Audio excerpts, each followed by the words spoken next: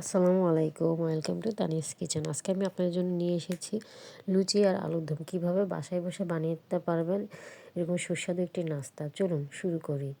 প্রথমে এখানে আমি 2 কাপ আটা নিয়েছি, তার সাথে পরিমাণ মতো লবণ দিয়েছি আর হাফ কাপ তেল দিয়েছি। দিয়ে এটাকে আমি ভালোভাবে মিক্স করে নিচ্ছি। যদি তেলটা কম হয় তাহলে আপনারা আরেকটু তেল মিক্স করে নেবেন। দিয়ে এটাকে ভালোভাবে মেখে নেবেন। জড়া হয়ে আসলে তাহলে মনে করবেন ঠিক আছে, তেলটা আর লাগবে না, ঠিক আছে। তারপরে এখানে আমি নর্মাল রেগুলার পানিটা দিয়েছি।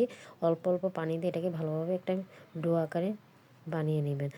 হাতে লেগে থাকলে সমস্যা নেই। তারপরে এভাবে মরতে মরতে এটা একটা ডো হয়ে যাবে পারফেক্ট। তারপরে হাতে একটু তেল দিয়ে এটার উপরে আবার মালিশ করে এটাকে ঢাকনা দিয়ে আধা ঘন্টার জন্য রেস্টে রেখে দেবেন। তারপরে আমি আরেক দিক দিয়ে আমি এখানে 4টা আলু নিয়েছি। নিয়ে এখানে আমি আলুগুলিকে ছিলে ছোট ছোট আকারে ধুয়ে রেখে দিয়েছি। এখানে আমি পানি দিয়েছি, হলুদ দিয়েছি আর লবণ দিয়েছি। সব কিছু পরিমাণ মতো দিয়ে এখানে আমি সিদ্ধ করার জন্য বসিয়ে দিয়েছি। এগুলো যখন সিদ্ধ হয়ে আসবে তখন এটাকে নামিয়ে এক সাইডে রেখে দেবেন। তারপরে চুলাতে আমি আবার একটা হাঁড়িতে তেল দিয়েছি। তেলটা যখন গরম হয়ে আসবে এখানে আমি পেঁয়াজ কুচি দিয়ে দিয়েছি। পেঁয়াজটা ভেজে নেব যতক্ষণ না পর্যন্ত পেঁয়াজের কাঁচা ভাবটা না যায়। আমার যখন পেঁয়াজের কাঁচা ভাবটা চলে যাবে তখন এখানে আমি আদা দিয়েছি, রসুন দিয়েছি আর জিরা বাটা দিয়েছি। সব অল্প অল্প একটু দিয়েছি। দিয়ে একটু আবার ভালোভাবে মিক্স করে নিয়ে এখানে হলুদ আর মরিচের গুঁড়ি দিয়েছি, লবণ দিয়েছি। দিয়ে এটাকে আমি আবার ভালোভাবে মিক্স করে নেব। যখন মিক্স হয়ে যাবে তখন এখানে আমি কাঁচামরিচ দিয়েছি। এখানে আমি এখনও পানি দিইনি। এটা দিয়ে আমি এটাকে পুরোটা কষাই নেব। আপনারা দেখতেই পাচ্ছেন। এটাকে আমি টমেটোটাকে যখন সিদ্ধ হয়ে আসবে তখন আমি এটাকে ভালোভাবে করে নিচ্ছি। নেড়ে যখন এটা মিক্স হয়ে যাবে তখন আমি সিদ্ধ আলুগুলি দিয়ে দিব। দিয়ে এটাকে আমি অল্প একটু পানি দিব। যারা ঝোল পছন্দ করেন তারা একটু বেশি দিবেন। আমি অল্প একটু পানি দিয়েছি। দিয়ে এটাকে আমি রাঁধুনি মশলাটা দিয়েছি। অনেকে ইচ্ছা করলে ম্যাজিক মশলাটাও দিতে পারেন।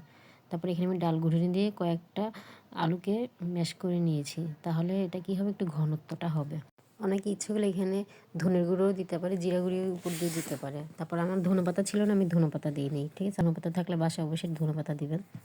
আলুটা ভাজা হয়ে গেছে। তারপরে এক সাইডে রেখে দিয়ে এখানে আমি ঢাকনা দিয়ে যে রেস্টে রেখেছিলাম আটার ডোটা, সেটা আমি আবার নিয়ে 2 ভাগ করে এটাকে ছোটো ছোটো আকারে লিচি বানিয়ে নিয়েছি। তারপরে এখানে আমি তেল লাগিয়েছি, বেলুনিতেও তেল লাগিয়েছি। তেল লাগিয়ে এটাকে ভালোভাবে বেলে নিয়েছি।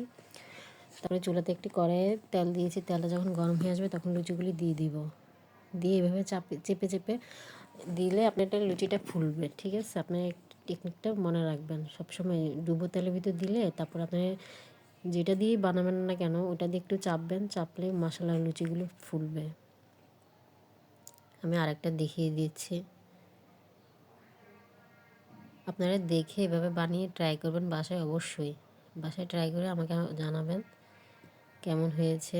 এটা হয়তো বিকেলের নাস্তায় বা সকালের নাস্তাও আপনার এটা লুচিগুলি বানিয়ে খেতে পারেন। বা অনেকের রুটি বা আলুর সাথেও আলুর দম বানিয়ে রুটি দিয়ে খেতে পারেন। এই যে আমার ফাইনাল লুক। আমার লুচিটা দেখেন কত মচমচে হয়েছে, ভিতরটাও কত খোলাসা হয়েছে। আর দেখেন এই যে আমার আলুর দমটা কেমন হয়েছে।